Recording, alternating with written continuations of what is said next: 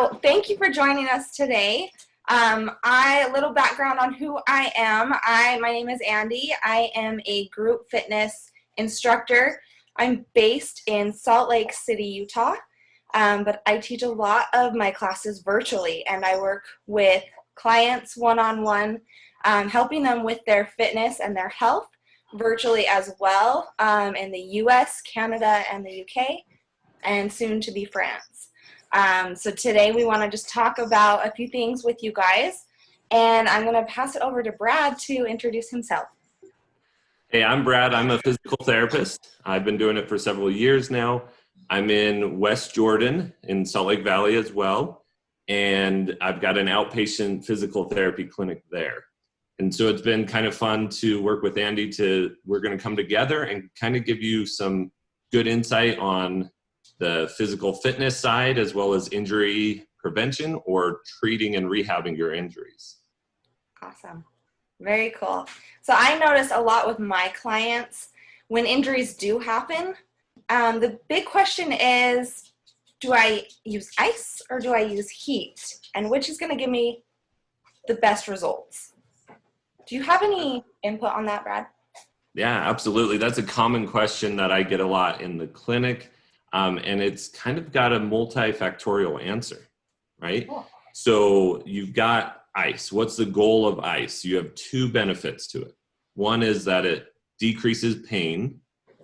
And then the second one is it decreases inflammation and blood flow to that area initially, right? And then with heat, you have warmth and loosening.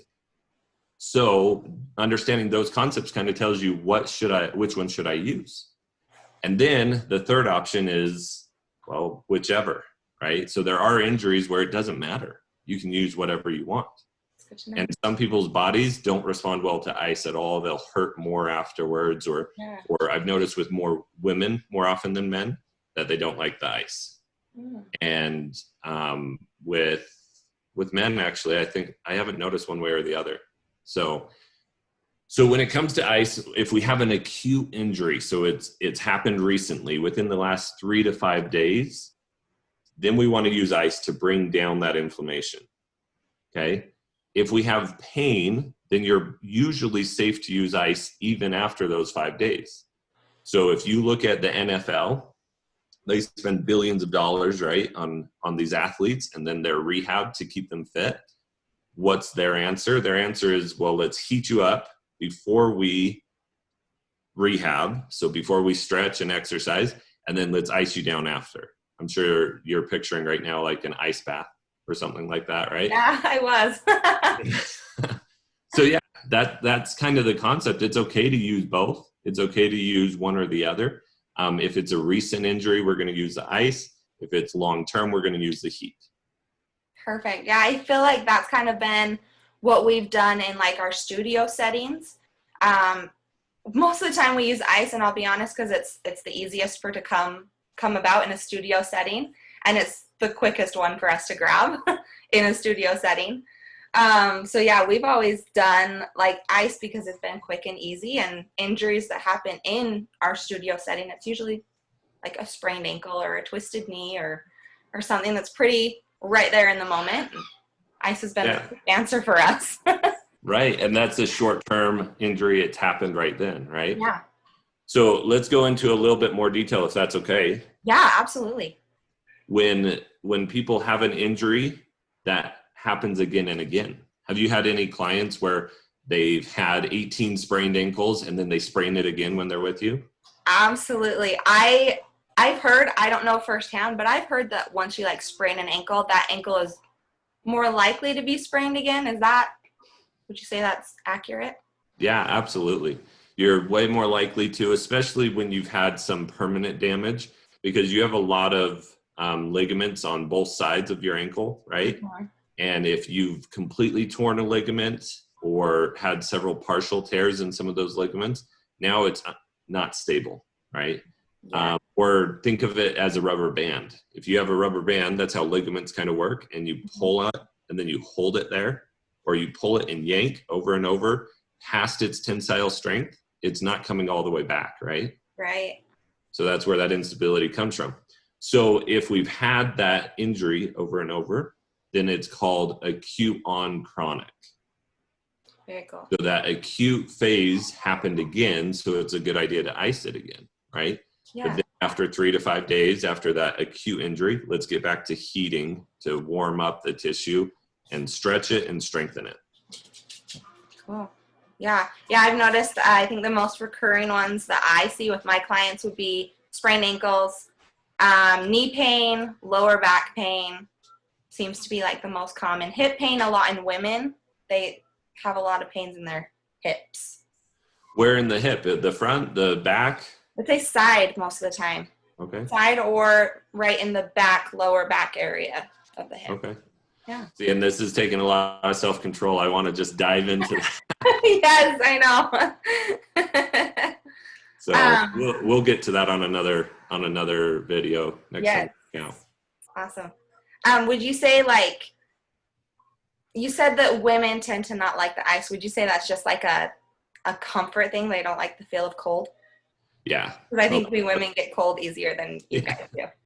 Yeah, definitely. That seems to be what it is that it's like, oh, I'm already cold all the time. Why are we making it worse? Yes. Yeah. Okay, that totally makes sense. Yes. And so sometimes I say, like, hey, it's cold. I get it. You don't want it, but it's what your body needs. So we do it anyways. Some things that we've used is if they get cold easy, the best way to help is put warmth close to the heart, because the heart pumps the warmth out. So we'll put a heat pack on their back. Okay. And then you're icing their ankle. And then they won't feel the cold near as much because the heart's pumping that warmth around. That's so smart. I never thought about that. And then one other fun top idea that came to mind on this is actually when you think of the cold closing vessels, right? Mm-hmm. The cool thing is after about 5 to 10 minutes, those vessels actually dilate. Oh. You want to ice 20 minutes most of the time. Okay.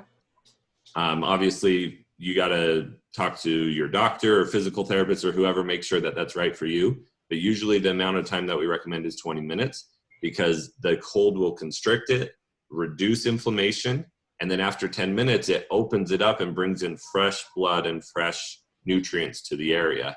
And the reason for that is when our body feels cold, it shunts the blood back to the heart, right? To the vital organs. Mm. But after 10 minutes, 5 to 10 minutes, our body says, wait a sec, just my ankle's cold, not my whole body. And then it sends the blood there to warm that part of the body up because it's realizing I'm not dying, right? Just my ankle. Yeah. So kind of a fun side thing when you're like, why am I red after I ice? And this comes from the blood, right? Interesting. So we've been trained just as coaches, kind of the alternating ice and heat. I've always kind of been under the impression that didn't mean like immediate, like you ice and then don't immediately heat, because that's just the impression I've been under. But what does that look like when they say alternate ice and heat? Well, before we talk about that, can you explain what's the goal? Why do they say go back and forth between ice and heat? From what I know, one of the goals is just so you're not icing too long, like you address the 20 minutes. So not to ice too long, but I think to give that diversity of blood flow to the injury.